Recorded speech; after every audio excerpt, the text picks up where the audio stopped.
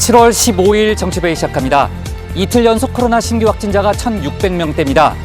해외 파병 중인 청해부대 구축함에서도 6명의 확진자가 나왔는데 유증상자가 80여 명에 달합니다. 문 대통령은 의료 인력 급파를 지시했죠. 이런 가운데 방역 실패 책임을 놓고 정치적 공방도 뜨거운데요. 정부 책임론과 오세훈 시장 책임론이 얽히면서 설전도 벌어졌습니다.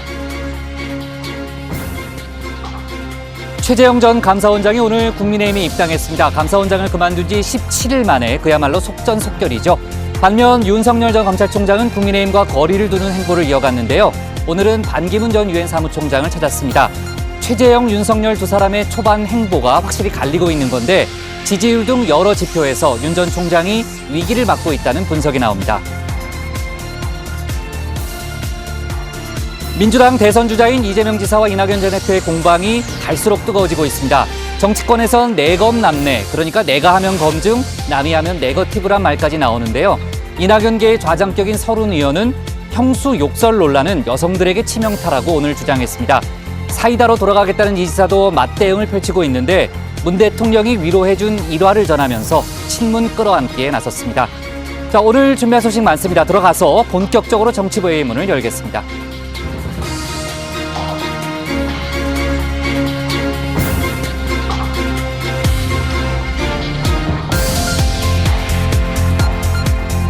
국가대표 정치뉴스쇼 정치부회 시작하겠습니다. 오늘도 신체커 박마커 류 실장 조멘토 백반장 그리고 정치부회 애청자 정혜원 분들과 함께하겠습니다. 정혜원 분들과 소통하면서 또 중요한 속보는 바로바로 반영하면서 회의를 진행하겠고요. 반가워요, 신체커. 네. 제가 돌아왔습니다. 반가워요. 네. 나가서 발제 준비하고요. 네.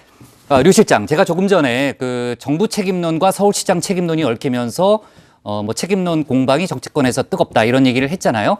오세훈 시장도 오늘 논쟁에 직접 참여했다는 거죠. 어제 네, 오늘. 네, 그렇습니다. 어제는 일단 김도식 서울시 정무부시장이 방역 실패 책임을 서울시장에게 떠넘기는 건 대통령을 신뢰하지 못한다는 고백으로 들린다. 이런 내용의 입장문을 냈잖아요. 그렇죠. 네, 이에 대해서 정세균 전 총리가 오세훈 시장을 겨냥해서 부시장 뒤에 숨어서 정부를 비판하고 있다면서 후한무치한 처사라고 비판을 했습니다. 그러자 오 시장은 정 전 총리가 사실과 다른 주장을 했다면서 반박하는 등 설전이 이어졌습니다. 네. 그리고요. 오늘은 강남구청장이 오세훈 시장을 비판했다면서요? 네, 정순균 강남구청장은 오늘 언론 인터뷰에서요. 오세훈 시장의 코로나 대응이 미흡하다면서 방역 현장에서 서울시장의 모습을 찾아보기 어렵다고 말했습니다. 오세훈 시장은 오늘 중대본과 함께 방역에 최선을 다하겠다는 입장을 냈습니다. 네, 서울시장 책임론이 제기되니까 이제 오세훈 시장이 어제 오늘 연속으로 이제 SNS에 글을 올렸죠. 자, 아무튼 코로나 4차 대유행이 너무 빠르게 번지고 있어서 걱정이 됩니다. 관련 내용은 바로 저희가 짚어보도록 하겠고요. 그럼 신혜원의 뉴스픽 5부터 오늘의 정치부회의 출발하겠습니다.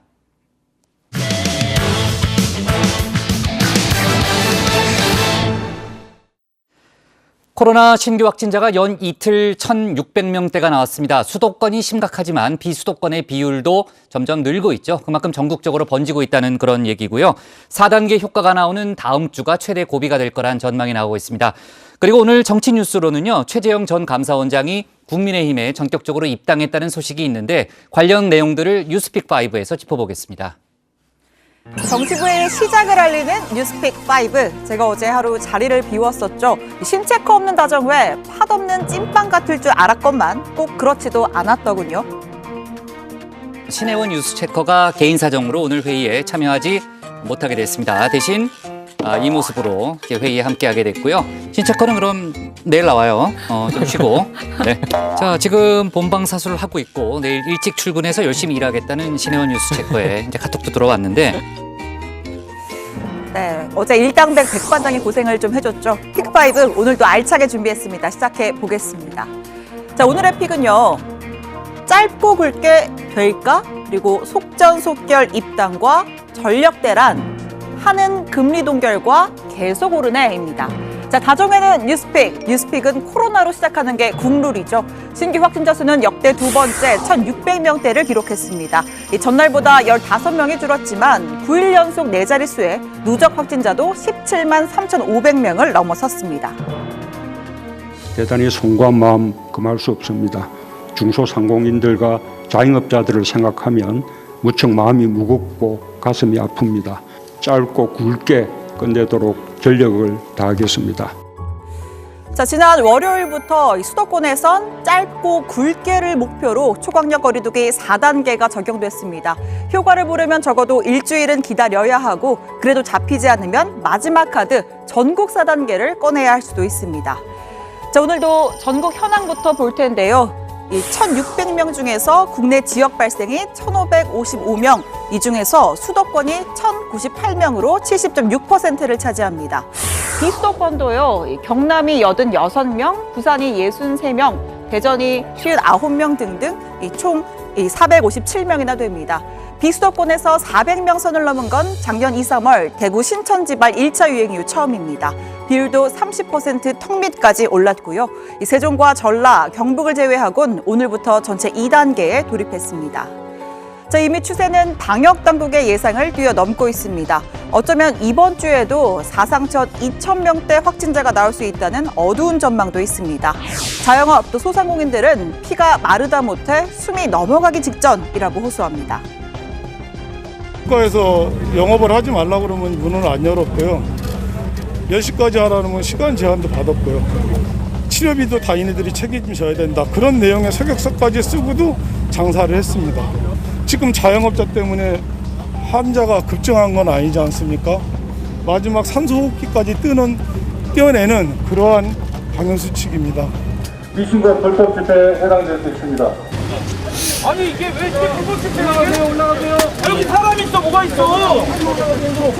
아니 이렇게까지 막는 거야?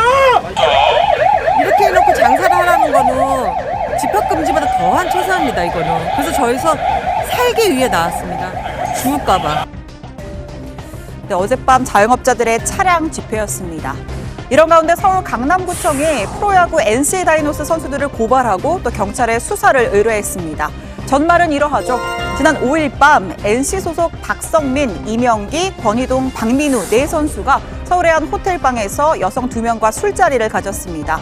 이후에 이 여성 2명이 그리고 백신을 접종한 박민우 선수를 제외한 3선수가 확진 판정을 받았죠. 이 모임의 존재를 숨겨서 역학조사에 혼란을 초래했다는 게 강남구청의 설명입니다. 처음에는 네. 이 외부 지인들하고 이 선수들이 다 확진이 됐는데 그냥 연결고리를 찾지는 못했습니다. 진술에서 누락을 했기 때문에 네. 호텔 측에 협조를 얻어서 네. CCTV 등 출입자를 다 체크를 했고요. 그렇게 된 거군요. 그다음에 또 본인들 다시 이제 추궁을 해서 이런 모임이 이렇게 있었는데 어떻게 된 거냐 이렇게. 이후에 박성민 선수는 입장문을 내고 방에서 야식을 시키고 지인이던 여성 2명을 불렀다. 룸서비스 치맥과 편의점 맥주도 나눠 마셨다. 이렇게 시인을 했습니다. 방심이었고 정말 죄송하다. 사과도 덧붙였는데요.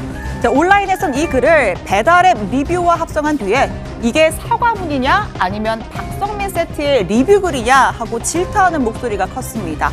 구단 유튜브 영상에 담긴 선수들의 다른 얼굴도 팬들의 분노에 기름을 부었습니다. 자지. 힘들어서 요즘에는 뭐 할 수가 없어요. 코로나도 있고. 모든 날의 모든 순간에 위로를 보낸다. 선택 잘 잡았죠? 결국 이번 일로 국내 프로야구 사상 처음으로 리그가 중단됐습니다. 박민우 선수는 도쿄올림픽 출전을 포기했고 구단 측은 코로나 대응 매뉴얼에 따라서 징계 조치를 취하겠다고 밝혔습니다.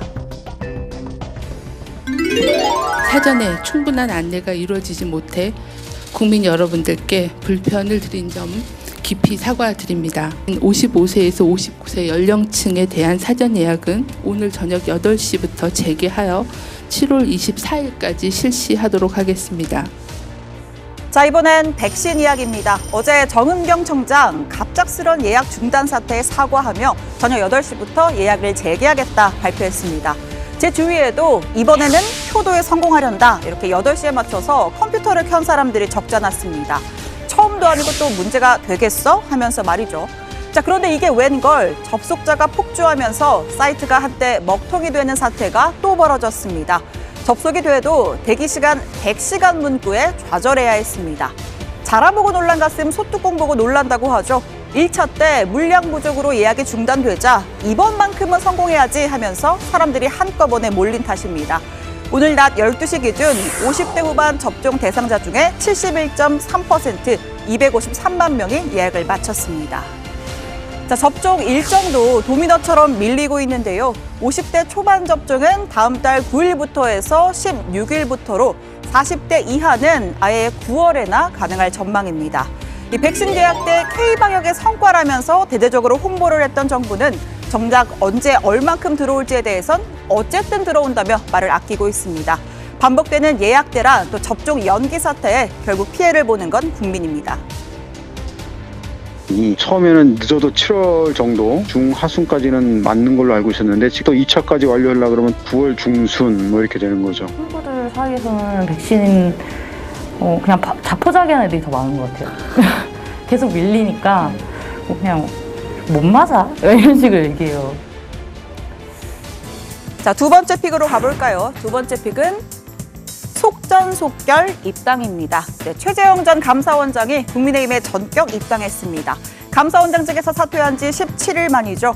여의도 국민의힘 당사에서 이준석 대표를 만난 직후 평당원으로 입당해서 좋은 정치로 보답하겠다라고 말했습니다.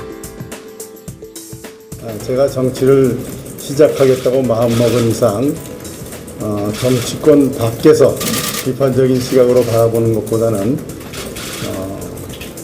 정당에 들어가서 함께 정치를 변화시키는 주체가 되어야 된다는 것이 바른 생각이라고 판단을 했습니다. 그리고 무엇보다도 지금 온 국민들이 고통받고 있는 이 현실하에서 가장 중요한 명제인 정권 교체를 이루는 그 중심은 역시 제1야당인 국민의 힘이 되어야 된다고 판단했습니다. 자, 이렇게 입당의 배경도 구체적으로 설명했습니다. 정치에 마음먹은 이상 정당 정치의 틀에서 또 정권 교체의 중심은 역시 제1야당이 되는 게 맞다는 이야기입니다. 최 전 원장은 정권 교체 후에 국민들의 삶이 나아져야 하지 않겠냐라면서 제 모든 것을 바치겠다. 사실상 국민의힘의 대선 주자로 나서겠다는 뜻을 내비쳤습니다. 앞으로 제가 저의 모든 것을 바치겠습니다. 국민의 힘에 대해서는 많은 국민들이 아쉬운 마음을 가지고 계시다는 것도 잘 알고 있습니다. 그러나 우리 존경하는 이 대표님 취임하신 이후에 국민의 힘이 새로운 변화를 위해서 많은 노력을 하고 계시고 우리 국민들이 많은 호응을 얻고 있다는 것을 지켜보았습니다. 네, 이준석 대표도 무한한 감사를 드린다며 화답했습니다. 특히 정당 정치의 중요성을 강조한 게 의미가 있다고도 했는데요. 입당을 미룬 채 독자 행보를 이어가는 야권의 일주자 윤석열 전 총장에게 건네는 메시지 같기도 합니다. 무엇보다도 최 전 원장께서 정치를 하심에 있어가지고 정당 정치에 참여하는 것이 중요하다는 의미를 밝혀주신 것 감사하게 생각하고 최 원장님의 정치 행보에 우리 당과 원장님이 둘 다 윈윈할 수 있는 환경을 만들기 위해서 앞으로도 꾸준한 노력을 하겠습니다. 사퇴도 출마도 선발 주자로 나선 윤 전 총장은 최 전 원장의 입당에 대해서 정치하시는 분들의 각자 선택을 다 존중한다라고 했습니다. 오늘 반기문 전 유엔 사무총장을 예방한 후였는데요. 윤 전 총장 본인은 손해를 보더라도 일관되게 걸어가겠다면서 당장 국민의힘에 입당할 의사가 없음을 다시 한번 못 박았습니다. 반대로 민주당에선 최 전 원장을 변절 친일파에 비유하는 등 격한 비난이 쏟아졌습니다. 정청래 의원, 독립운동하다 독립운동 노선이 안 맞는다며 곧장 친일파에 가담해서는 안 되는 것 아니냐 주장했고요. 대선 경쟁자인 정세균 전 총리는 그럴 줄 알았는데 역시나 그랬다. 국민 배신, 신의 배신, 원칙 배신, 배신자는 실패한다면서 날을 세웠습니다. 청와대의 평가는 애저녁에 나왔죠. 문 대통령은 감사원장의 임기 보장은 정치적 중립성을 지키기 위한 것으로 최재형 전 감사원장은 바람직하지 않은 선례를 만들었다며 아쉬움과 유감을 표했습니다. 이상입니다. 어찌됐든 이제 야권의 대선 구도 새 국면을 맞이하게 됐습니다. 최동 원장의 속전속결 입당에 국민의힘 내부 주자들도 술렁이고 있고요. 잠시 후 톡 쏘는 정치에서 조면토가 시원하게 풀어줄 예정이니까 끝까지 본방사수 부탁드리겠습니다. 자, 오늘의 세 번째 픽은 전력 대란입니다. 연일 푹푹 찌는 폭염에 최근 일주일간 에어컨 판매량이 188% 급증했다고 하죠. 그런데 전력거래소가 추정한 전력 예비율이 한 자릿수로 떨어져서 전력 대란 우려가 커지고 있습니다. 통상 10%는 넘어야 돌발 상황에 대비할 수 있다고 보기에 대규모 정전 사태를 막기 위한 대책을 고심 중인데요. 공공기관뿐만 아니라 민간에서도 여름철 휴가를 분산시켜서 냉방기를 끌 수 있도록 동참해달라 이렇게 요청했습니다. 참고로 다음 주부턴 열돔 현상으로 인한 불볕더위 또 열대야가 더 극심해질 전망입니다. 자, 오늘의 네 번째 픽은 한은 금리 동결입니다. 한국은행 금융통화위원회가 연 0.5%인 기준금리를 유지하기로 했습니다. 작년 7월 이후 1년 넘게 동결입니다. 지난달에 이주열 한은 총재가 이 금리 정상화, 즉 인상을 암시한 것과는 다른 결정인데요. 사실상 지금의 이제 금리 수준은 지난해 이제 코로나19가 이렇게 닥쳤을 때 그런 이례적으로 확대했던 완화 정도를 이렇게 회복세에 맞춰서 정상화시키는 것은 당연한 과정이다. 특히 최근에 이제 자산 시장으로 자금 쏠림이 뚜렷해지고 있고 또 가계부채가 여전히 큰 폭으로 증가하고 있습니다. 자, 그러니까 금리가 낮아서 돈이 풀리다 보니 자산버블, 가계부채가 급증하고 인플레이션 같은 부작용이 있다. 따라서 점진적으로 인상하겠다란 이야기였습니다. 자, 그런데 이번에도 왜 동결일까요? 코로나 4차 유행 아직도 심각하기 때문입니다. 금통위는 당분간 완화 기조를 유지하되 코로나 전개 상황을 점검하면서 조정 여부를 판단해 나가겠다고 밝혔습니다. 자, 오늘의 마지막 픽은 계속 오르네입니다.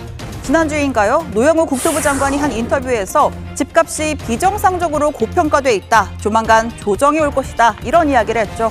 또 기자 간담회에서는 청년층의 영끌 대출이 걱정된다며 신중하라 당부했습니다. 자산 버블이 머지않아 이게 굉장히 정상화가 될 가능성이 굉장히 높다는 게 지금 이렇게 주택을 구입할 때 어떤 그 무리하게 대출을 해서 연끌을 해서라도 이렇게 만약에 구매를 한다면 나중에 처분해야 될 시점에 정말 굉장히 힘든 그런 상황이 처할 수가 있다. 그런데 오늘 나온 한국부동산원의 6월 주택가격 동향조사에 따르면 수도권 집값은 1.04%가 올라 전월보다 상승폭이 더 커졌습니다. 덩달아 전셋값도 같이 올랐습니다. 앞으로 더 오른다라고 보는 소비자 심리지수도 전월 대비 3.8%포인트 상승했습니다. 전국이 불장이라는 말을 몇 년째 들은 것 같은데 도대체 언제까지 갈 셈일까요? 모르겠습니다.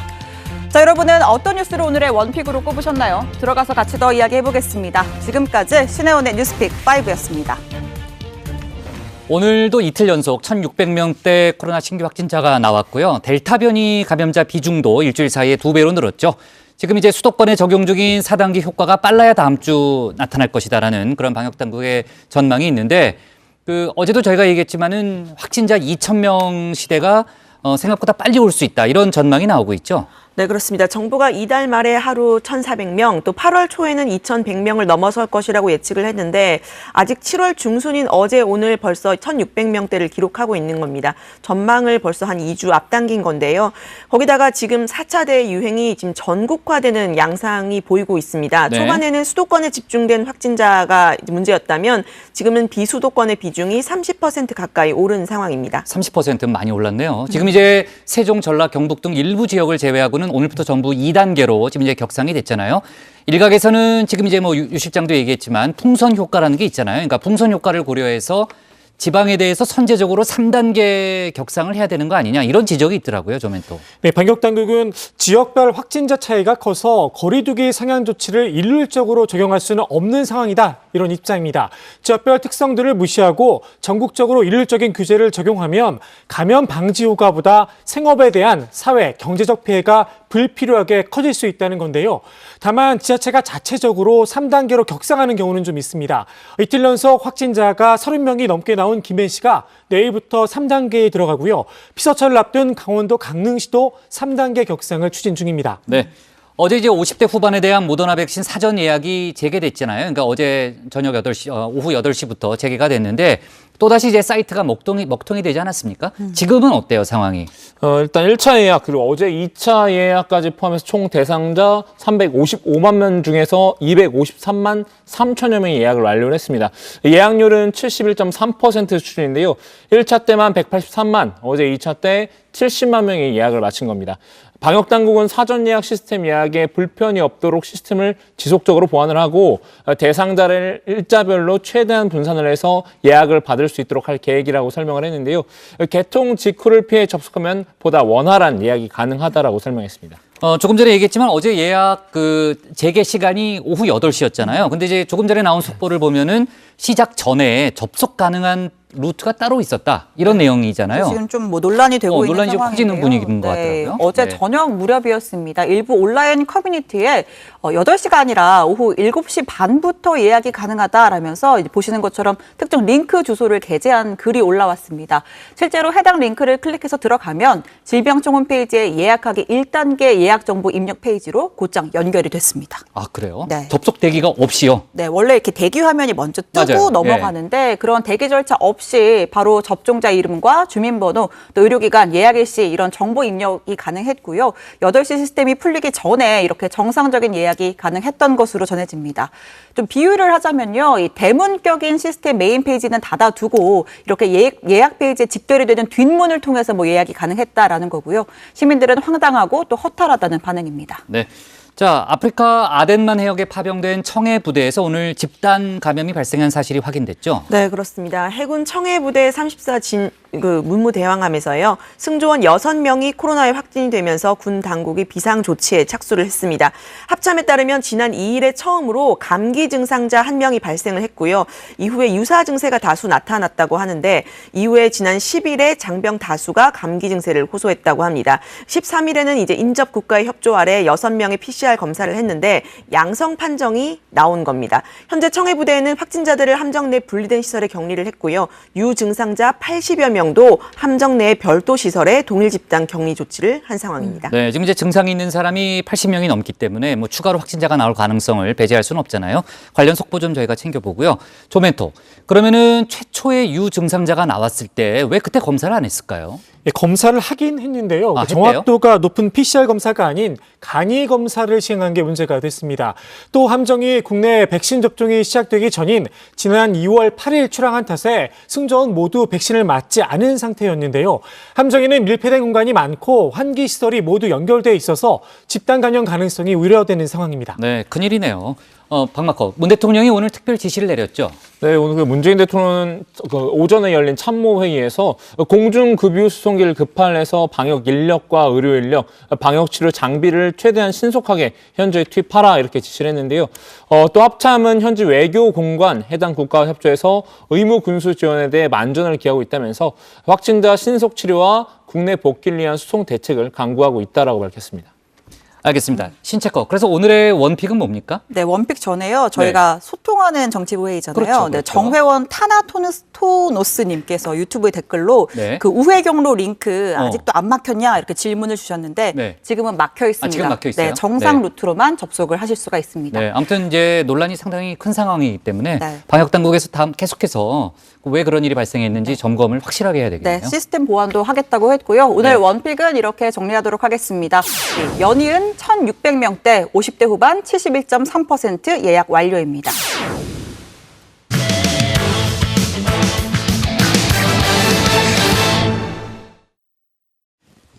추경안 심사를 위해 열린 국회 상임위원회가 윤석열 전 총장을 둘러싼 여야 공방전으로도 번지는 양상입니다.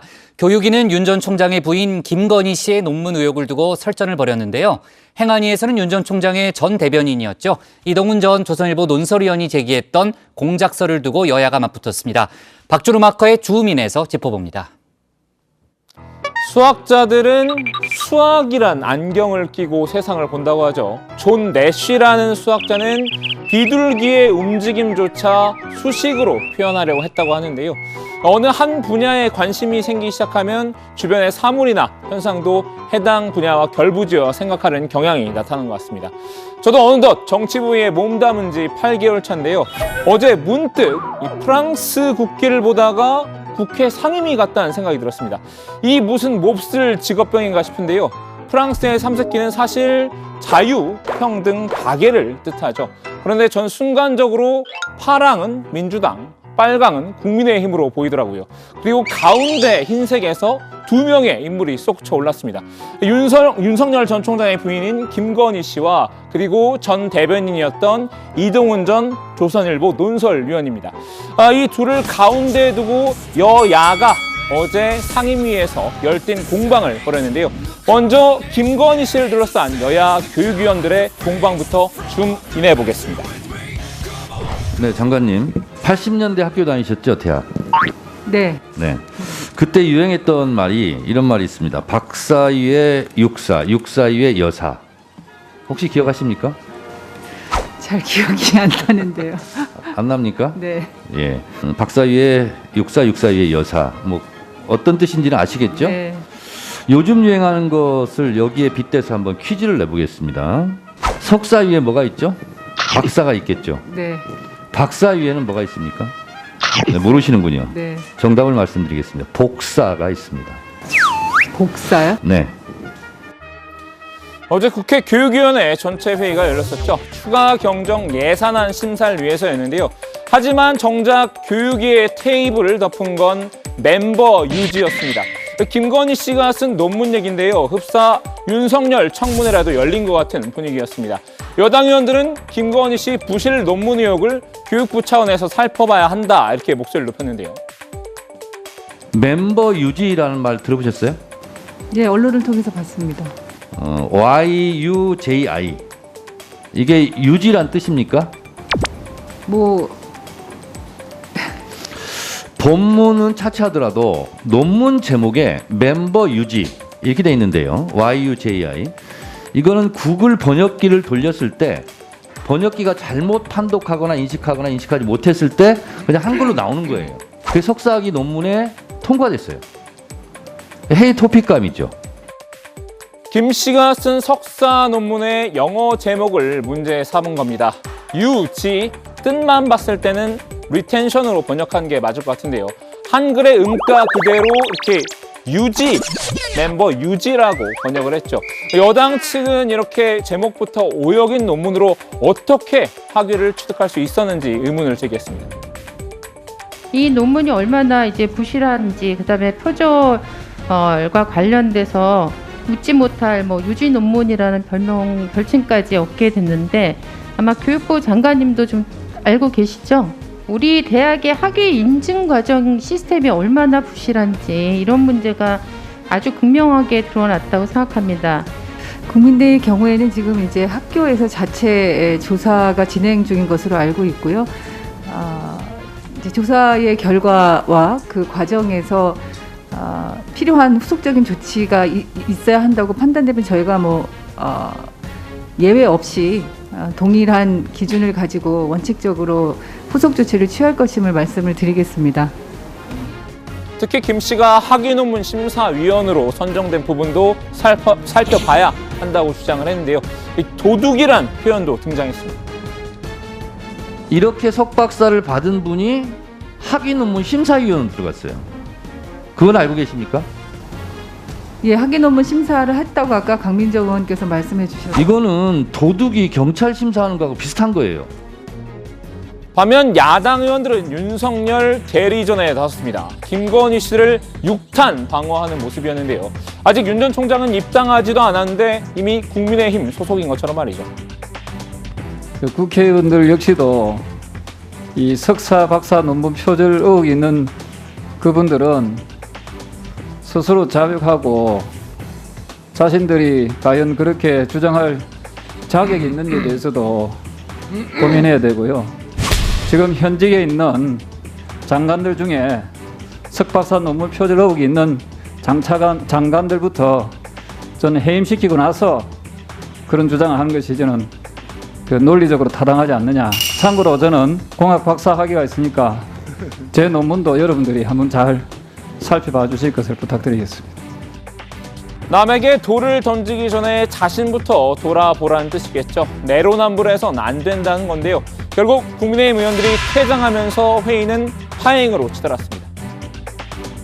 지금 또 그 회의를 듣다 보니까 추경과 관련 없는 범야권의 대선 후보에 관한 비방을 하는 그런 그 발언이 계속이 되고 있어서 더 이상 듣는 것이 무의미하다고 생각을 해서 저희는 더 이상 회의에 참석할 필요성을 느끼지 않습니다. 이상 퇴장하겠습니다. 영경 의원님, 매번 그런 식이지 않습니까? 아니 법안이 지금 80건이 밀려있고 4월 달에 의견할 법안을 의결하는 것조차 반대하는데 그걸 무조건 받아들여야 돼요? 그리고 나서 마음에 안 들면 무조건 퇴장하고. 퇴장이 능사입니까? 퇴장이 능사입니까? 두 번째 상임위로 가볼까요? 국회 행안인데요. 마치 교육위를 복붙한 느낌이었습니다. 한 가지 다른 건 언쟁의 빌미를 제공한 인물이 김건희 씨가 아니라 이동훈 전 논설위원이라는 점이었죠. 바로 이 발언 때문입니다. 여권, 정권에 사람이라는 사람이 찾아온 적이 있습니다. Y를 치고 우리를 도우면은 없던 일로 만들어주겠다 이런 말을 했습니다. 경찰과도 조율이 됐다. 뭐 그런 식으로 얘기했습니다. 저는 안 하겠다. 못 하겠다 했습니다. 제 얼굴과 이름이 언론에 도배가 됐습니다. 윤 총장이 정치 참여를 선언하던 그날입니다. 공작입니다. 행안위도 마찬가지로 추경안 심사를 위해 모였지만요. 논제가 된 건 이른바 이동훈발 Y 공작설이었습니다. 이번엔 여야가 공수를 전환했는데요. 야당은 이전 논설위원이 제기한 의혹에 힘을 실었습니다. 2021년 6월 29일 날 13시에 윤석열 전 총장이 출마 선언을 합니다. 그리고 20시 30분 저녁 8시 반에 경향신문에서 단독으로 일보를 띄웁니다. 지금 오늘 제가 경찰청으로부터 급하게 이 관련해서 서면 질의를 하고 답변을 받았습니다.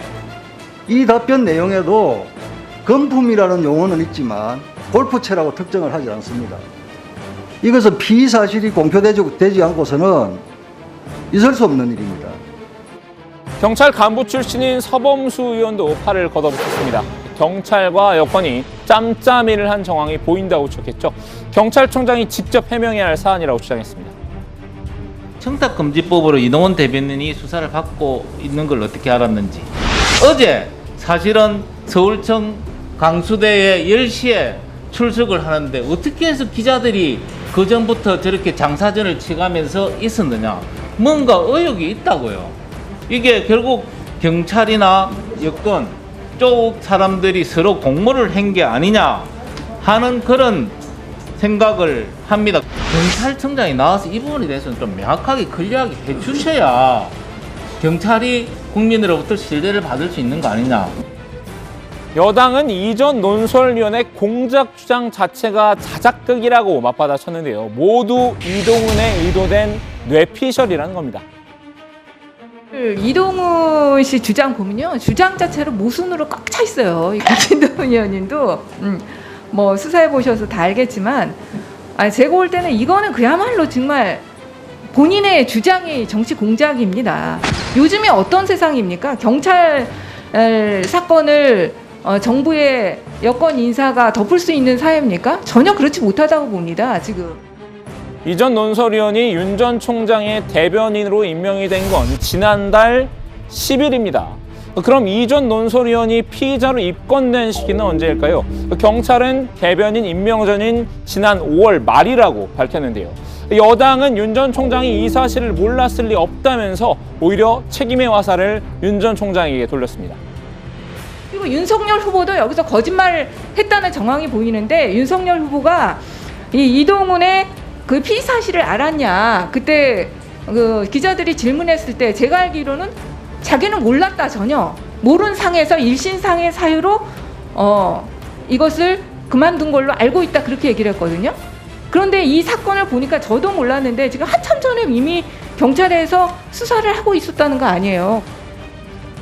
정치 공장에서 윤석열 거짓말로 프레임을 전환하려는 시도인데요. 윤 전 총장은 대변인 임명 전 입건 사실은 몰랐다고 부인했습니다. 이동훈 전 대변인 관련해가지고 어제 방송에 출연하셔가지고 없는 말 할 사람은 아니다 이렇게 기존 입장문보다는 좀 더 한 걸음 더 나아간 것 같은 말씀을 하셔서 제 판단입니다. 그분이 25년간 언론계에 있으면서 논소리원까지 하셨기 때문에 뭐 어떠한 얘기를 지연해서 하실 분이 아니라는 상식적인 제 생각일 뿐입니다. 대변인 임명 전에 이미 경찰에 입건됐다 이런 말도 있는데 사전에 좀 인지를 하고 계셨는지. 그래서 저는 뭐 그런 사실은 몰랐습니다. 네. 어쩌다 보니 두 상임위 모두 이렇게 윤 전 총장 관련 인물들을 둘러싼 여야 공방전으로 흘렀는데요. 본래 목적인 추경안 심사가 뒷전으로 밀린 모양새가 돼버렸군요. 자, 오늘 주민 한마디 정리합니다. 윤석열 관련 인물 놓고 상임위 여야 난타전. 네, 이동훈 전 조선일보 논설위원이 이제 공작설을 주장하긴 했지만 어제 여권에서는 누가 공작을 했는지 이름을 밝히면 되는 문제 아니냐라는 그런 얘기도 나왔고, 그리고 이동훈 전 위원이 사실 이제 그만한 급도 안 된다, 이런 좀 비판도 나왔고, 오늘 그 경찰 쪽에서 아까 그 박마커가 소개했지만요, 이미 윤석열 전 총장 대변인으로 임명되기 전에 이제 금품 수수와 관련해서 경찰에서 입건을 했다는 거 아니겠습니까? 여러 가지로 이제 아마 이제 공작설 관련해서 또 경찰에서도 반박을 하는 모양인데요. 이동훈 전 의원이 추가적인 근거나 어떤 입장을 안 내놓고 있기 때문에 지금 이제 공작설만 던져놓고 아직 추가적인 좀 얘기는 없는 상황이네요. 자, 오늘 그 국회 상황, 이제 재난지원금 관련 얘기도 좀 짚어볼게요. 이제 민주당이 당론으로 이제 전 국민 재난지원금 지급을 결정했잖아요. 이제 정부가 이제 어제 오늘 계속해서 반대 입장을 밝히고 있는데 어때요? 그러니까 정부는 전혀 물러날 생각이 없는 거예요? 네, 그렇습니다. 오늘 이제 김부겸 국무총리는요, 국회 예산결산특별위원회 종합정책 질의에서 반대 입장을 밝혔는데요. 한번 들어보시죠. 80% 주는 것이 과연 옳은 일입니까, 총리님? 이 어려운 시기에도 소득이 줄지 않은 분들한테까지 지원하는 것을 보통의 국민들이 어떻게 보시겠나 하는 그런 관점에서 이 기준을 정했다는 말씀을 드리고 싶네요. 선별 지급하는데 지금 복지부로 42억, 행안부로 509억 해서 550억 원이나 들어가거든요. 네, 이게 불필요한 행정비용 아니겠습니까? 이 돈을 그러니까 이거는 선별 지급하든 국민 전체를 지급하든 그건 관계없이 들어가는 비용입니다. 전 국민 지원하면 한 푼도 안 들어간다 그런 건 없습니다. 네, 그런데 여기에 조건을 달았습니다. 국민 100%를 대상으로 하는 국민지원금, 그러니까 전국민 재난지원금을 지급하는 것에 대해서 여야가 다시 합의를 한다면 재검토를 해볼 것인가라는 질의에 대해서요. 국민의 대표기관인 국회에서 여야가 합의해서 결정을 해오면 정부로서는 재검토할 수밖에 없다, 이렇게 말을 한 겁니다.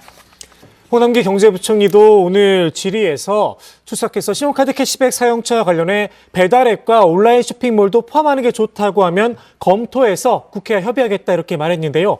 사실상 재난지원금을 소득 하위 80%의 선별 지급해야 한다는 기존 입장을 고수한 것으로 읽힙니다. 정반에 담긴 신용카드 캐시백은 민주당이 재난금을 전 국민에게 지급하기로 방향을 틀면서 사실상 무산될 가능성이 커진 제도인데요. 그럼에도 홍 부총리는 캐시백 제도 보완책을 카드를 꺼내 들면서 다시금 재난금 소득 하위 80% 지급을 강조한 셈입니다. 네, 홍 부총리는 또 이 정부는 골목 상권이나 자영업자, 소상공인 음식점 등에서 소비가 이루어지도록 캐시백 정책을 짰다. 논란이 있을 줄은 몰랐다라고 했고요. 대신 여전히 백화점, 유흥주점은 지금도 포함할 생각은 없다고 강조했습니다. 이 캐시백 정책이 신용카드사에 배만 불리는 거 아니냐라는 지적에는 동의하기 어렵다. 전년도에 전국민 재난지원금을 지급했는데 카드사는 오히려 마이너스라고 하더라. 시스템 구축 등 비용이 들어서 오히려 부담스럽다고 하는데 소상공인을 위한 소비를 유도하기 위해서 부탁을 해서 진행하는 것이다. 이렇게 설명을 했습니다. 네. 그리고요, 홍 부총리가 정책 질의 중에 정의당 강은미 의원과 설전을 벌였다는 거죠? 네, 소상공인 피해 지원 예산을 놓고 홍 부총리와 강은미 정의당 의원 간의 설전이 벌어졌는데요. 홍 부총리가 공무원들이 예산을 주먹구구식으로 짠다는 비판에 대해서 항의를 하는 겁니다. 한번 들어보시죠. 제대로 된 방역을 하려면 얼마가 필요한지 먼저 살피고 그에 맞는 추경 재원이 만들어져야 하는데 거꾸로 기재부가 예산 범위를 한정하고 그러니까 거기 주먹구구식으로 맞추다 보니 실제로 제대로 된 산정이 안 되는 거 아닌가 하는 생각입니다. 국민의 피해가 아무리 커도 기재부가 재원을 한정하기 때문에 피해를 살피는 것이 별로 쓸모가 없는 상황인 겁니다. 예산을 뭐 정해놓고 이렇게 주먹구구식으로 본다 또는 현실을 보지 못한다는 거는 저는 이 추경을 편성하기 위해서 밤을 새는 공무원들을 좀 너무 쉽게 생각하시는 게 아닌가 싶습니다. 거기에 대해서는 조금 너무 비하에게서 말씀을 하신 것 같고요. 강 의원은 업종 특성에 대한 그 고려도 해야 하는데 코로나 국면이 2년이 가까워지는데도 각종 업종에서 왜 우리의 의견은 제대로 반영하지 않느냐 이런 얘기가 나온다고 지적했는데요. 기재부가 국민의 목소리를 제대로 듣지 않는다는 것 아닌가라고도 비판했습니다. 홍 부총리는 공무원들이 그렇게 일하지 않는다. 이분들도 다 주어진 소명에 따라 최대한 아픔을 헤아리면서 여건이 허용하는 대로 최대한 지원하려고 노력하고 있다고 반박했습니다. 네.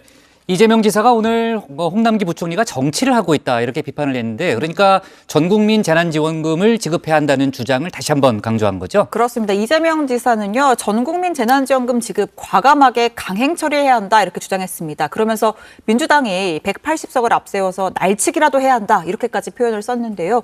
민주당 당론에 맞서서 전 국민 재난지원금 지급이 불가능하다는 입장인 홍남기 부총리를 비판하기도 했습니다. 들어보시죠. 총액이 증액되지 않으면 기재부 동의 없이 결정할 수 있어요. 결정해버려라? 네. 알겠습니다. 그리고 원래요, 이게 180석 얘기 자주 하지 않습니까? 네. 아주 논쟁이 심한 차별금지법 이런 건 날치기 하면 안 되고요. 이런 거는 정말 사회적 타협을 통해서 계속 논쟁하고 합의에 이르러야 되는데 정말로 필요한 민생에 관한 거 있지 않습니까? 이런 건 과감하게 날치기 해줘야 됩니다. 온 국민들이나 대체적으로 요구를 하는데 재정 문제 때문에 못하겠다고 말을 하지 않습니까? 어떻게 전 국민에게 20만 원을 지급하나 80%의 국민에게 25만 원 지급하나 무슨 재정상 차이가 있습니까? 그 자체가 정치죠. 본인이 정치를 하고 계신 것 같아요. 자, 그러면서 이재명 지사는 과감한 날치기는 제가 평소에 주장하는 것이다라고도 했습니다. 아주 논쟁이 심한 차별금지법 같은 건 안 되겠지만 국민에게 필요한 일 하는데 반대한다고 안 한다면 그게 직무유기다 이렇게 주장했습니다. 네. 반면 국민의힘의 대선 주자죠. 윤희숙 의원은 홍 부총리를 지지한다는 입장을 밝혔죠. 네, 소셜미디어에 이제 글을 올린 건데요. 윤 의원은 여당의 압박에도 소득 하위 80%의 재난지원금 지급 방침을 고수하고 있는 홍남기 경제부총리에게 비판적 지지를 보낸다 이렇게 밝혔습니다. 코로나 동안 소득이 오히려 늘어난 계층에게까지 재난지원금을 똑같이 드릴 수는 없다는 부총리의 입장을 지지한다고 했는데요. 특히 윤 의원은 아무 원칙 없이 79분위와 80분위를 가르는 어리석은 계획을 지지하기는 정말 싫지만 빚내서 돈 뿌려 선거 치른다는 여당의 후한무치가 활개치도록 내버려둬서는 안 된다고 했습니다. 네, 윤 의원은 왜 비판적으로 지지하는지에 대해서도 이유를 밝혔는데요. 기재부는 이번 재난지원금을 국민 70%에게 똑같이 뿌리겠다는 계획을 세웠다면서 이미 당정협의라며 80%로 올렸고 여당에 밀리는 척 100%로 갈 것이란 예상이 우세했다고 했습니다. 그러면서 제 비판적 지지가 홍두삼위로 갈 곳을 잃지 않기를 바랄 뿐이다 이렇게 썼는데요. 홍두삼위는 홍 부총리가 당정 간 신경전에서 결정적인 순간에 물러선다며 붙여진 비판적인 별명입니다. 네, 좋습니다. 오늘 주민 이렇게 정리할게요. 김건희, 이동훈 놓고 상임위 여야 공방전, 야당은 윤석열 대리전으로 제목을 잡겠습니다.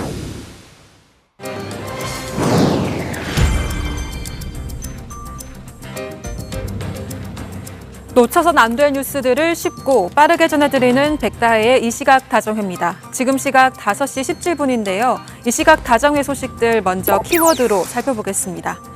박준우 마커, 어떤 키워드가 눈에 띄나요? 뭔가 오늘은 다 주제가 좀 무거운 것 같은데 가해자와 동거가 좀 눈에 띄네요. 심각한 얘기인 것 같은데. 네, 맞습니다. 첫 번째 소식의 키워드는 가해자와 동거입니다. 청와대 국민청원에 올라온 글인데요. 청원인은 19살 학교 밖 청소년으로 성폭행 피해자인 자신이 가해자와 한 집에 살고 있다며 도움을 호소했습니다. 성폭행 가해자는 다름 아닌 친오빠입니다. 초등학생 시절부터 친오빠에게 상습적으로 끔찍한 성추행과 성폭력을 당했다고 밝혔습니다. 피해자는 참다 못해 지난 2019년에 경찰에 신고했지만 친오빠는 재판 중인 상황에서도 계속 추행을 했다고 하는데요. 하지만 부모는 화를 내는 피해자를 오히려 꾸짖었다고 합니다. 결국 피해자는 정신과에 입원까지 했습니다. 가해자인 친오빠에 대한 접근 금지 처분이 내려졌음에도 아버지는 정신과 퇴원 조건으로 피해자가 집으로 돌아오는 걸 내세웠다고 합니다. 피해자는 사건을 공론화시키는 게 마지막 시도라고 생각해서 글을 올리게 됐다고 밝혔습니다. 지난 13일에 올라온 이 글은 사흘 만에 18만 명 가까이 동의를 얻는 등 파장을 일으키고 있습니다. 다음 소식의 키워드는 장난, 학폭입니다. 대낮에 상가 앞에서 한 남학생이 집단 괴롭힘을 당하는 것으로 보이는 영상이 유포돼 논란이 커지고 있습니다. 문제의 영상에는 남학생 한 명이 피해 학생의 뒤에서 목을 조르고 있고 여학생은 담배를 피우면서 피해 학생의 주요 부위를 만지는 듯한 모습이 담겨 있습니다. 이들은 모두 중학생으로 가해 학생들은 피해 학생의 선배로 확인됐습니다. 이들은 기절놀이 장난이라면서 학교폭력은 아니라고 주장했습니다. 영상이 확산되면서 진상규명을 촉구하는 청원글까지 올라왔는데요. 청원인은 누가 봐도 집단 괴롭힘이라며 아이들의 미래를 위해 무엇이 진짜 피해인지 헤아려 달라고 호소했습니다. 논란이 커지자 가해 여학생은 성추행에 미안하다는 사과글을 올리기도 했는데요. 경찰 측은 현재 학교폭력 사건으로 보고 수사를 시작한 상태라고 알렸습니다. 또 추가 수사를 통해 정확한 사건 경위를 파악한다는 방침입니다.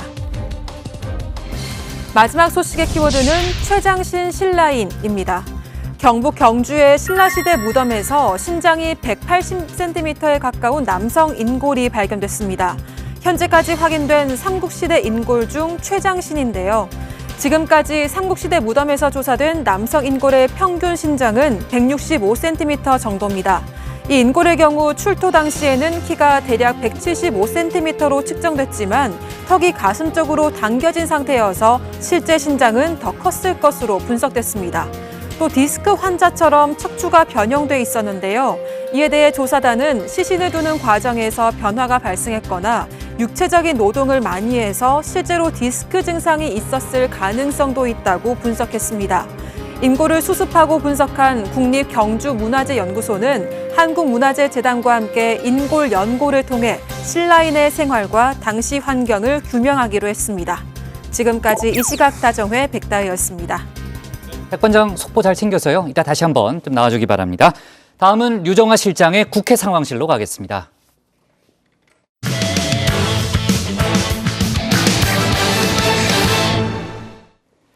오늘 국회 상황실은 민주당 대선 경선 소식을 전하겠습니다. 사이다로 돌아오겠다고 예고했던 이재명 지사. 예비 경선 직후에 문재인 대통령이 위로해줬다는 사실을 공개했죠.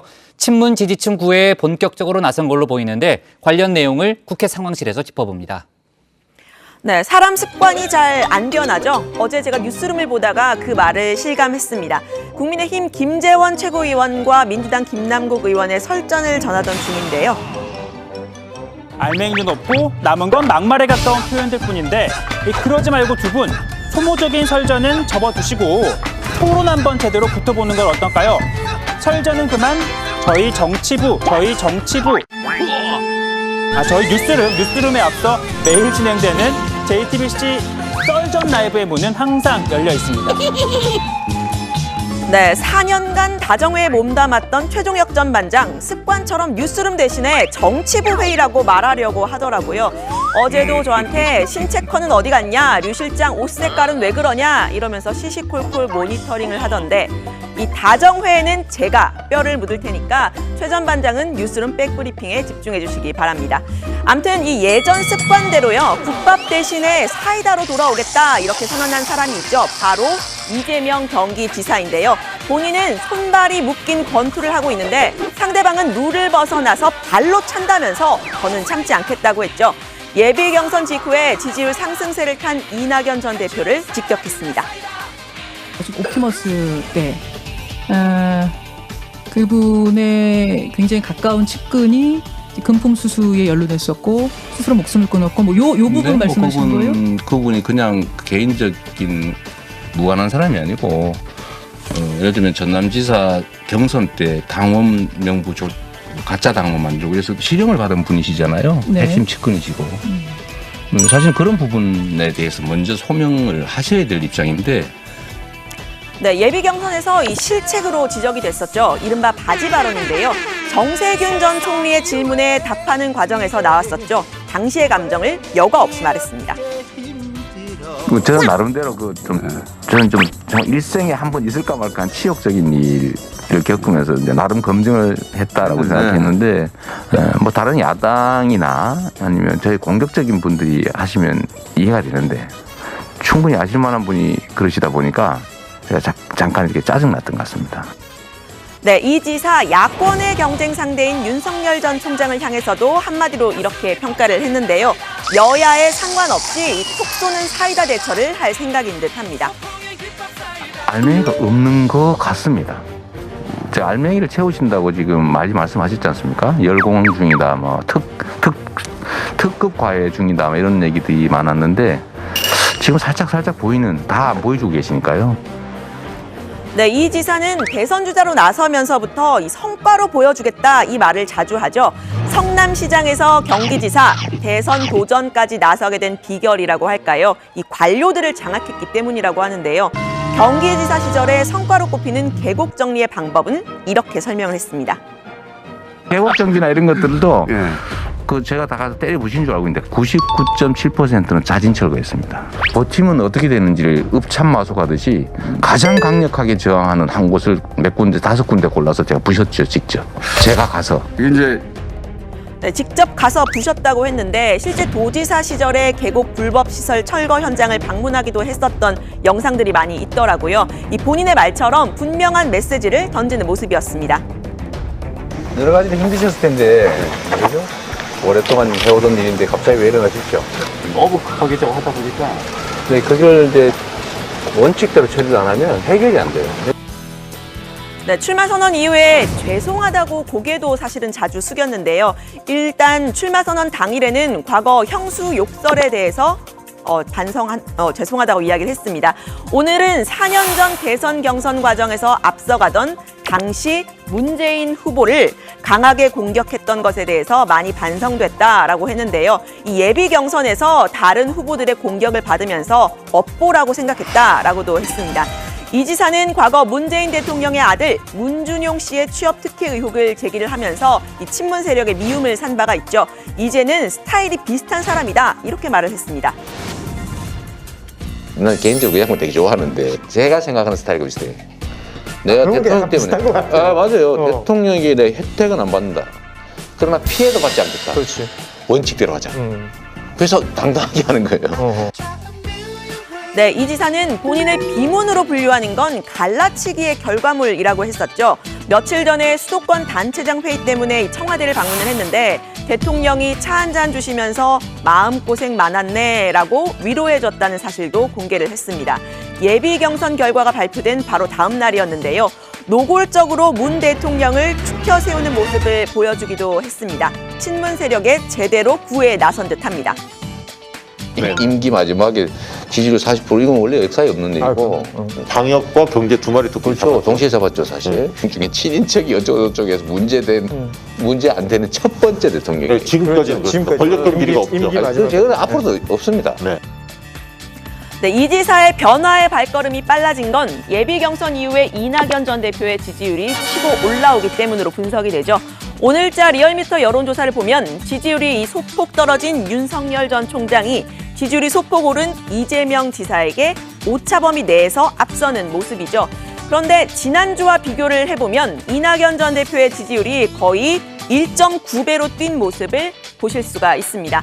민주당 후보 적합도에서도요, 이 지사가 0.5%포인트 오른 반면에 이낙연 전 대표는 3.8%포인트 상승을 했는데요. 9.7%포인트 차로 이 격차를 좁히고 있는 겁니다. 지지율 상승세를 탄 이 전 대표, 이 지사의 본격적인 공격에 나서자 가만히 있지만은 않았죠. 네, 우리가 검증과 네거티브는 구분했으면 좋겠다. 그 생각을 합니다. 네. 그럼 어떻게 대응을 조금 하셨거든요? 뭐 일일이 다 대응할 가치를 느끼지 않습니다. 예, 생각보다 참을성이 약하시네요.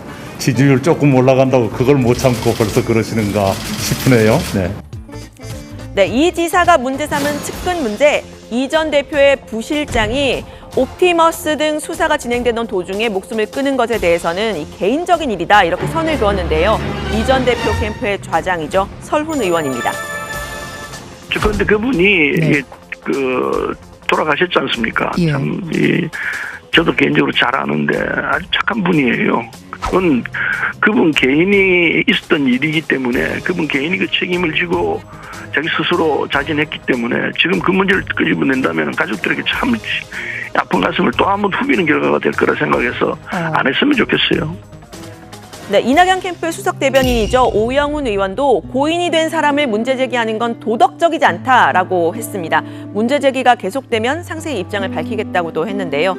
이 전 대표의 장점이자 단점이죠. 바로 엄근진이었는데 이 엄격, 근엄, 진지함이 좋게 보면 안정감이지만 나쁘게 보면 밋밋함이기도 하죠.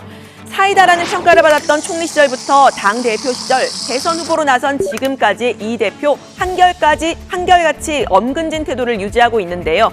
이 지지율 하락도 또 지지율 상승도 이 엄근진 때문이라는 분석입니다.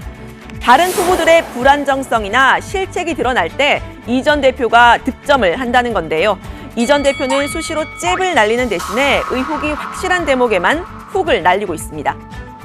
네, 이재명 후보님은 기본소득이 정책인데 공약은 아니다 이렇게 말씀을 하시는데요. 이번에 후보 등록 서류에 보면 공약으로 기본소득을 넣어 계십니다. 네, 대통령과 대통령 가족은 국가의 얼굴입니다.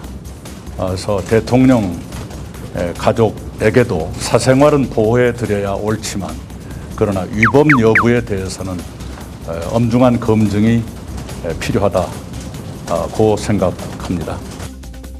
네, 조익신 멘토가 꽝 잡는 매가 꽝만 잡는 건 아니다 이렇게 일가를 했죠. 추미애 전 장관 얘기인데요. 추 전 장관은 이 전 대표에 대해서 빵점 대표라고 직격하고 나섰는데 결선 투표를 의식해서 2등 자리를 차지하려 한다는 분석이 나왔습니다. 여기에 박용진 의원까지 가세를 하면서 반 이재명 연대가 반 이낙연 연대로 옮겨가는 거냐, 혹은 이를 두고 이 지사와 추 전 장관의 명추 연대가 등장한 거냐 이런 의견이 분분했는데요. 꽝 잡는 매 추미애 장관의 공격 대상은 역시 어느 한 곳에 국한되지 않았습니다. 이 지사 그리고 이 전 대표 모두가 공격 대상이었는데요. 기본소득은 뭐 정치적인 발제로서는 썩 훌륭했다. 네. 그러나 성장으로 또 성급히 그 방향 전환하는 건 바람직하지 않다. 뭐 기본소득을 입장을 바꾼다거나 뭐 공약이 아니다라고 한다거나 하는 건 정치 신뢰를 떨어뜨린다. 개혁 과제 앞에서 좀 주춤거리고 또 속도 조절론 뭐 그러면서 등을 돌리고 했던 것들이 누적이 돼서 보궐선거가 참패했다고 보고요. 민주당 다 와야 된다. 헌신, 책임, 개혁 이런 걸 복원하자 하는 취지로 드린 말씀입니다. 네, 본 경선에 돌입하면서 주자들 간의 갈등이 본격화됐고요. 그러면서 지나친 네거티브는 자제하자 이런 목소리가 나왔습니다. 윤건영 의원입니다. 이번 민주당의 대선 경선은 개인전이 아니라 단체전이라고 생각합니다. 그래서 자기가 가지고 있는 장점의 크기로 싸워야지 상대의 약점을 가지고 싸우면 민주당이 승리하는데 지장이 있을 거다. 그런 차원에서 좀 우리 스스로에게 상처가 되는 말들은 조금씩 조심하자. 네, 민주당 예비 경선이 생각보다 흥행했던 이유 후보들 간의 치고받는 논쟁과 또 여러 변수들 때문이죠. 관련 소식 앞으로도 다정해서 전해드립니다. 오늘 발제는 이렇게 정리합니다. 사이다 이재명, 문준용엔 내 스타일, 상승세탄 이낙연은 난타. 네, 신채거. 지금 민주당이 대선 경선 일정을 좀 연기하는 쪽으로 사실상 방향을 잡고 있는 분위기죠. 네, 결국은 이 코로나 때문인데요. 이번 주부터 4단계에 돌입하면서 현실적으로 선거운동이 어렵다. 이런 대선 주자들의 목소리 때문입니다. 당 중앙선관위는 경선 일정 조정을 위해 의견 수렴에 돌입했고요. 이재명 지사를 제외한 5명의 후보들은 모두 연기 의사 전달했다고 합니다. 이 지사 측도 당의 결정을 수용하겠다라는 입장으로 사실상 이 연기를 받아들이는 모양새인데요. 이 지사 측의 김남국 의원 이야기 들어보시죠. 이재명 지사님께서도 원칙적으로는 당에서 이러한 것들 결정해주면 따르겠다라는 입장이고요. 아침, 낮, 저녁 이런 시간에는 모두 다 방역이라든가 이런 민생 챙기는데 올인하고 있는 상황이거든요. 원론적으로는 찬성하고 동의하지 않을까 이렇게 개인적인 생각을 가지고 있습니다. 네, 이 지사 측은 연기 시점이 국정감사 이전이었으면 좋겠다는 입장을 이상민 선관위원장에게 전달했다고 하는데요. 지금은 후보를 9월 10일 전에 결정하도록 하고 있죠. 국감 일정은 여야 합의로 결정되지만 추석 연휴 전후로 결정되는 과거 전례를 고려해 보면 경선 일정을 2주에서 3주 정도 미루자는 뜻으로 해석이 됩니다. 네, 지금 이제 코로나 상황이 심각하기 때문에 연기 자체에는 아마 후보들이 대부분 동의하는 것 같은데 어느 정도 미룰 것인가를 놓고서는 후보들 간의 입장이 많이 다르다고 하더라고요. 이제 그 부분이 또 송영길 대표로서는 상당히 이제 고심거리가 될 것 같고요. 아까 이제 이재명 지사의 모습을 보니까 친문 세력에 대해서 상당히 적극적인 구애를 하고 있네요. 네, 그렇습니다. 이 지사는 이 친여 성향의 유튜브죠. 박시영 TV에 출연을 해서 이제 말을 한 건데요. 지난 12일에 수도권 단체장 회의가 있어서 청와대에 갔는데 문재인 대통령이 차를 한 잔 주면서 위로했다는 얘기를 했다. 이런 이야기도 했고요. 또 과거에 취업 특혜 의혹을 제기했던 문 대통령 아들 문준용 씨에 대해서도 나랑 비슷한 스타일이다. 개인적으로 좋아한다. 이런 말을 한 겁니다. 또 조국 전 장관에 대해서도 사실은 자주 연락한다. 이런 말을 했는데요. 조 전 장관 수사를 한 윤석열 전 검찰총장을 비판하기도 했습니다. 근데 윤석열은 선택적 정의를 행사한 거예요. 골라가지고 팍 파가지고. 그렇죠. 그리고 언론 플레이 해가지고 마녀사냥했잖아요. 마녀사냥. 네. 저도 똑같이 당했거든요. 네네. 그래서 제가 동병상련이다라고 얘기를 할 수밖에 없었던 건데. 조국 교수한테. 네네. 그래서 저 자주 연락해요, 사실은. 오늘 추미애 전 장관도 윤석열 전 총장을 저격했죠? 네, 그렇습니다. 꽁 잡는 매를 자처했었기 때문에 이 저격한 것 자체가 그리 새로운 일은 아닌데요. 윤 전 총장이 얼마 전 언론 인터뷰에서 이른바 취윤 갈등 당시에 징계 국면 때 추미애 장관과 함께 물러나면 징계는 없는 것으로 하겠다면서 문재인 정부가 사퇴를 압박했다는 주장을 했었죠. 이에 대해 정면으로 반박한 겁니다. 추 전 장관은 법적으로 말이 안 된다. 징계위는 독립적으로 운영이 돼서 없던 걸로 할 수 없다라고 했는데요. 징계 의결서를 직접 읽어본 문 대통령이 추 전 장관을 칭찬하면서 이것이 민주주의다라고 했다고도 했습니다. 한번 들어보시죠. 대통령께서 기가 차다 딱 그런 표현은 안 하셨지만 네. 정말 심각하다. 그 징계 의결서를 일일이 다 보시고 예. 네, 대단히 심각하게 받아들이셨어요. 그래서 예. 이것이 민주주의 제도 아래에서 민주적 통제를 하는 장관이 잘 한 것이다 하고 대가를 해주셨고요. 또 이것이 민주주의다 라는 말씀을 하셨고요. 네. 민주당 예비 경선에서 이재명 지사를 가장 강하게 공격했던 박용진 의원은 어제 오늘 계속해서 이 지사의 또 공약을 또 집중적으로 또 그 공격을 또 하더라고요. 좋습니다. 오늘 발제 이렇게 정리하겠습니다. 사이다 이재명, 문준용의 내 스타일, 상승세탄 이낙연은 난타로 제목을 잡겠습니다. 다음은 조익신 멘토의 톡 쏘는 정치로 가겠습니다.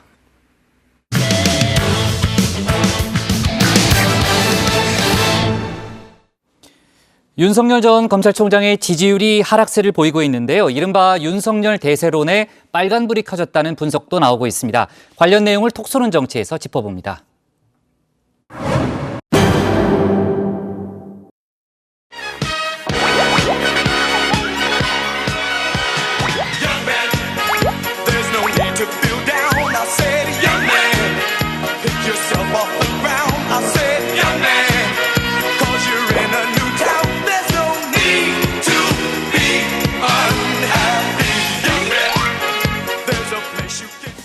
지난 미국 대선에서 트럼프 전 대통령이 등장할 때면 어김없이 흘러나왔던 이 노래, 바로 YMCA입니다. 이 YMCA 네 글자에 윤석열 전 검찰총장의 대선 전략이 숨어 있는데요. 윤석열 대세론, 중도와 보수, 그리고 플랜 A입니다. 그런데 이 YMCA 코드가 크게 흔들리기 시작했습니다. 대선 출마를 선언한 지 보름여 만에 말입니다. 오늘 나온 여론조사 결과입니다. 윤 전 총장의 지지율 20%대로 내려앉았습니다. 현재 추세대로라면 이재명 경기지사와 골든 크로스를 이루기 직전인데요. 양자 대결은 더 박빙입니다. 두 사람의 격차 채 1%포인트도 나지가 않습니다. 더욱이 최근 민당 대선 경선의 컨벤션 효과를 톡톡히 누리고 있죠. 이낙연 전 대표와의 거리도 오차 범위 안으로 좁혀졌습니다. 이낙연 후보가 저희 당 2위 후보인데도 불구하고 윤석열 후보 입장에서는 지는 후보가 되면 이 지지층 이탈 현상이 급속하게 나타날 수도 있다고 생각합니다. 왜냐하면 윤석열 후보의 존재 가치는 이길 수 있다라는 거였는데 그렇죠. 이게 막상 지는 후보가 돼버리면 이반할 수도 있죠. 이른바 윤석열 대세론이 힘을 잃기 시작했다는 건데요. 원인은 중도층 이탈입니다. 윤석열 후보의 지지율이 흔들리고 있는 것은 중도층과 MZ세대 지지 기반이 흔들리기 때문이거든요. 반문 메시지에 집중하며 옛날 보수의 향기를 풍겼죠. 윤 전 총장 스스로도 고민을 했다고 하는데요. 우려가 현실이 된 겁니다. 출마 선언문을 읽어봤는데 이게 좀 미래지향적이라기보다는 오히려 옛날 보수적인 보수의 냄새가 난다. 그랬더니 본인이 내가 써놓고 나중에 읽어보니까 나도 좀 그런 것 같다라고 얘기를 좀 했고요. 그거 선을 긋는데 약간 이제 애를 좀 먹는 것 같더라고요. 그러니까. 중도층 이탈로 대세론이 흔들리며 국민의힘에선 윤석열 리스크에 대비해야 한다는 이야기도 나옵니다. 이른바 플랜 A, 바꿔야 하는 게 아니냐는 겁니다. 마침 적절한 카드도 손에 쥐게 됐죠. 많은 분들은 플랜 B가 최재형이다라고 생각하는데 원래 플랜 A가 최재형이었어야 되는 게 아닌가 말이죠. 이런 사람이 등장하지 않았기 때문에 윤석열 전 총장에 대해서 많이 쏠림 현상이 있었다. 하지만 그거는 일시적이었고 이제 대세는 최재형이다. 내가 플랜 A다. 자신감을 내비친 최 전 원장. 말 그대로 속전속결입니다. 감사원장직에서 물러난 지 보름 만에 국민의힘에 전격 입당했습니다. 여러 당원 동지들과 함께 힘을 합쳐서 우리 국민의 수건인 정권 교체 나아가서 보다 나은 미래, 희망을 가지고 살 수 있는 나라 만드는데 저의 모든 것을 바치도록 노력하겠습니다. 국민의힘에선 최 전 원장이 윤 전 총장보다 보수의 가치에 더 부합한다는 말도 나옵니다. 애국심과 노블레스 오블리주 정신, 보수의 핵심 가치죠. 할아버지가 독립운동을 하셨고 아버님 며칠 전에 타계하신 아버님이 6.25의 영웅이시고 본인 또한 병역 가문에다가 또 두 아드님을 입양을 했었을 때도 아기를 입양한 게 아니라 큰 어느 정도 성장한 아이를 또 이렇게 데려다가 키우신 거며 친구와 함께 등하교를 했었던 여러 스토리들을 갖고 계신데 정치권에선 이분이 연상된다는 이야기도 있습니다. 이세창 전 대표와 비슷한 연상 효과가 나타납니다. 같은 고등학교, 같은 대학 법학과, 판사, 감사원장까지 역임했거든요. 그렇다면 최재형 전 감사원장이 본격적으로 부각되고 국민의힘에 입당을 하게 되면 국민의힘 지지와 PK 지지를 기반으로 상당한 상승 추세가 나타날 수도 있을 것으로 보입니다. 윤 전 총장 입장에선 플랜 A 자리는 물론 보수의 지지세도 빼앗길 수 있는 상황입니다. 하지만 윤 전 총장의 관심은 다른 곳에 있는 듯합니다. 보수는 집토끼라고 생각하는 걸까요? 요즘 잃어버린 중도층 되찾기에 공을 들이고 있죠. 진윤건 전 교수와 진복의 원로학자인 최장집 고려대 명예교수를 만난 데 이어서 오늘은 반기문 전 유엔 사무총장을 찾았습니다. 그간 하여튼 검찰총장으로서 많은 노력을 하셨고 그날에도 공정, 법치 질서를 지키기 위해서 많이 노력을 하신 데 대해서 치아를 드립니다. 감사합니다. 신인사 대천명하는 이런 자세로 열심히 하시면은 유종의 미를 거두지 않을까 이렇게 생각하고 전 국민들의 그 신뢰를 받을 수 있다 이렇게 생각을 하고 있습니다. 계속 열심히 노력하시기 바랍니다. 명심하겠습니다. 윤 전 총장의 이런 행보를 탐탁치 않게 보는 분이 있습니다. 국내임 김종인 전 비대위원장입니다. 이른바 탈문 진보 인사들을 만난다고 해서 중도층으로 외연이 확장되는 게 아니라는 겁니다. 그러면서 캠프에 감독이 없다고 일침을 가했습니다. 대선 후보는 배우 역할만 해야지. 지금처럼 자신이 감독과 배우 역할을 다 하려고 해서는 안 되고 그렇게 되지도 않아요. 지금 윤석열 캠프에는 감독 역할을 하는 사람이 딱히 보이지 않습니다. 정치는 아무나 할 수 없는 고도의 예술이다 강조하기도 했는데요. 감독이란 자리, 결국은 킹메이커를 이야기한 거겠죠. 넌지시 신호를 보낸 게 아닌가 싶기도 합니다. 문제는 감독만 부재한 게 아니라 컨텐츠도 부재하다는 점입니다. 국민의힘에선 완전 허당은 아니다 애써 감쌌는데요. 방송 나가서 인터뷰도 하고 언론 인터뷰도 하고 있기 때문에 그래서 윤 총장이 지금까지 보면은 좀 컨텐츠가 너무 부족한 거 아니냐, 완전 허당 아니냐 했는데 완전 허당은 아니다. 어느 정도 완전 허당은 아니면 조금 허당. 내용은 어느 정도 내용은 뭐 기본은 돼 있는 내용. 기본기만 가지고 과연 대통령직 수행이 가능할까요? 정작 윤 전 총장 본인은 크게 신경 쓰지 않는 눈치지만 말입니다. 대통령이 전 분야에 대한 전문가일 필요는 없지 않느냐는 겁니다. 좋은 사람을 잘 선발해서 위임하겠다고 밝혔습니다. 머리는 빌리면 된다. YS의 명언이 문득 떠오르는데요. 그런데 사람을 고르는 것도 능력이죠. 윤 전 총장의 첫 인선, 알다시피 결과가 썩 좋지는 않았습니다. 가짜 수산업자에게 금품을 받은 혐의로 입건된 이동훈 전 조선일보 논설위원, 공작설을 주장하고 나섰죠. 민주당에선 영화 내부자들이 떠오른다 비판이 나왔습니다.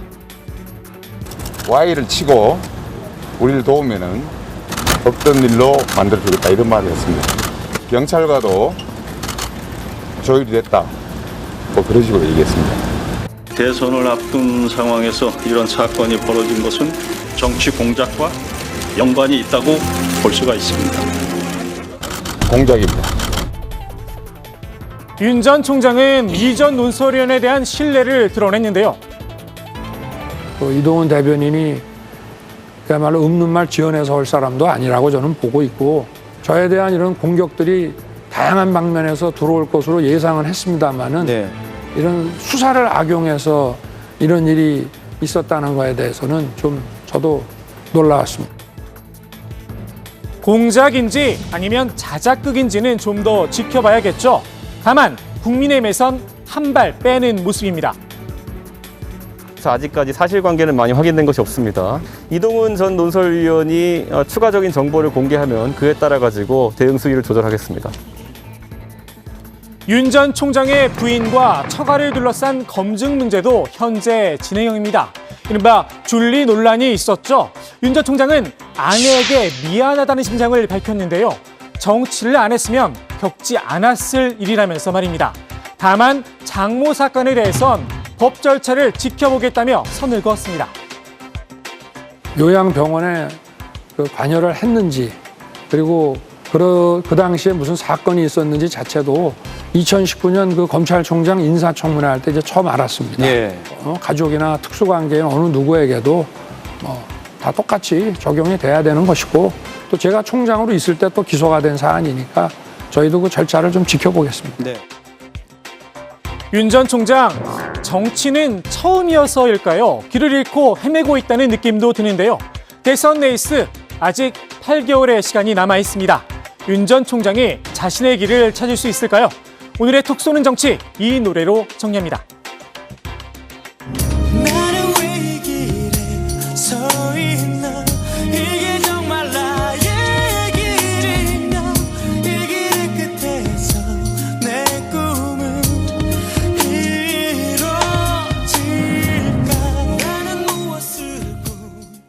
네, 아까 이제 윤석열 전 총장이 반기문 전 유엔 사무총장을 만났다는 그런 얘기를 했고, 관련된 발언도 잠깐 들어봤는데 구체적으로 어떤 대화가 오갔답니까, 박마커? 네, 윤 전 총장은 주로 지속 가능한 성장과 기후 협약 문제에 대해서 이야기를 나눴다고 밝혔는데요.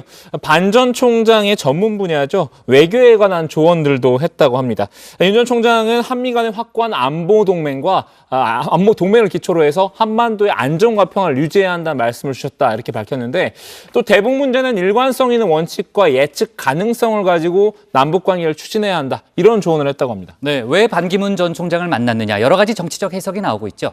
반 전 총장의 중도 그리고 제3지대 이미지를 염두에 두고 만남을 기획한 게 아닌가 이런 분석이 나오고 있는데요. 여기에 정치권 일각에서 나오고 있죠. 제2의 반기문 프레임을 정면 돌파하기 위한 선택이 아니냐 이런 이야기입니다. 중도에 하차했던 반 전 총장을 반면교사 삼았던 건데요. 기자들이 관련 질문을 윤 전 총장에게 직접 했습니다. 한번 들어보시죠. 반 총장님이 대선에서 중도 하차한 바가 있는데 그 관련한 얘기는 안 하셨어요? 당시에는 또 갑작스러운 이런 그 어떤 뭐 헌재의 탄핵 결정과 뭐 이런 것들 때문에 지금하고는 많이 사정이 좀 다르다. 뭐 이런 말씀 이외에는 뭐 특별한 말씀은 없었습니다. 여권에서는요. 제2의 반기문이다 이런 식으로 비판 발언이 나오기도 했는데요. 이 부분에 대해서는 좀 어떻게 생각을 하세요? 비판은 자유니까 뭐 얼마든지 존중하겠습니다. 오늘 국민의힘에서는 김태우 의원이 대선 출마를 선언했죠. 어제 저희가 예고했던 바고요. 대한민국이 가야 할 길은 공존이다 이렇게 주장을 했습니다. 자, 좋습니다. 오늘 톡쏘는 정치 이렇게 정리할게요. 윤석열 대세론 흔들 검증 공세 속 중도 보수 갈팡질팡 물음표로 제목을 잡겠습니다.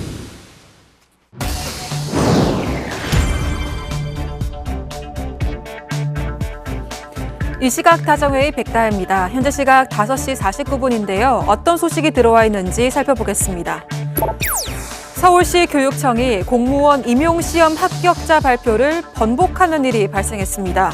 당초 합격이라고 발표한 20명을 불합격 처리하고 불합격 처리한 27명을 추가 합격 처리한 건데요. 교육청은 담당자의 실수로 조정 점수에 변동이 발생했다고 해명했습니다. 앞서 작년 12월에도 중등교사 임용시험 1차 합격자가 번복되는 일이 벌어져서 비슷한 일이 반년 사이에 2번이나 발생한 건데요.